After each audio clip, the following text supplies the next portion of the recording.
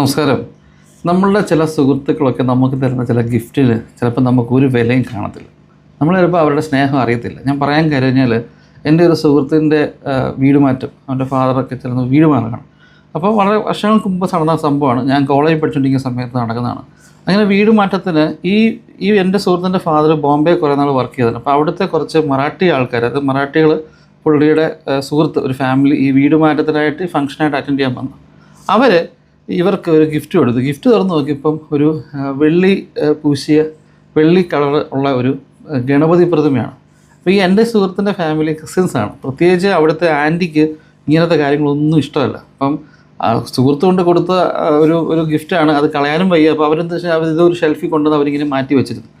അതിനുശേഷം ആ വീട്ടിൽ വരുന്ന എന്ത് സംഭവമായാലും ശരി, അവരുടെ പ്ലാവിലെ ചക്ക വീണാലും, വണ്ടിയുടെ ടയറിൻ്റെ കാറ്റ് പോയാലും, ഇവൻ ബൈക്കിൽ നിന്ന് മറിഞ്ഞ് വീണാലും, അല്ലെങ്കിൽ മഴ ശക്തമായി ഏതെങ്കിലും മരം ഒടിഞ്ഞ് വീണാൽ എല്ലാം ആൻറ്റി ഇങ്ങനെ പറയും, അതവിടെ ഇരിക്കുന്നുണ്ട്.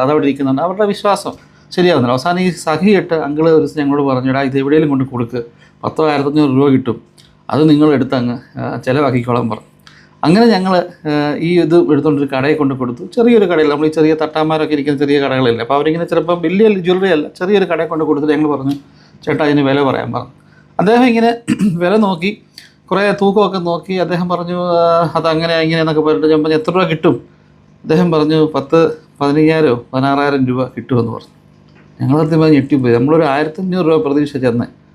ഞാൻ പറഞ്ഞു ചേട്ടാ അത് ഇച്ചിരി കുറഞ്ഞു പോയില്ലയോ എന്ന് ചോദിച്ചപ്പോൾ അയാൾ പറഞ്ഞു എനിക്ക് ലാഭം വേണ്ടേ, ഒരു 500 രൂപ കൂട്ടിത്തരാം എന്ന് പറഞ്ഞു. 500 രൂപ കൂട്ടി ഞങ്ങൾ മേടിച്ചിട്ടുണ്ടെങ്കിൽ ഞങ്ങൾ പോകുന്നു. അത് പ്യുവർ വെള്ളിയായിരുന്നു. ആ ഒരു സുഹൃത്ത് ഞാൻ പറഞ്ഞേ. പക്ഷേ ഞങ്ങൾ അങ്ങളോട് പറഞ്ഞില്ല.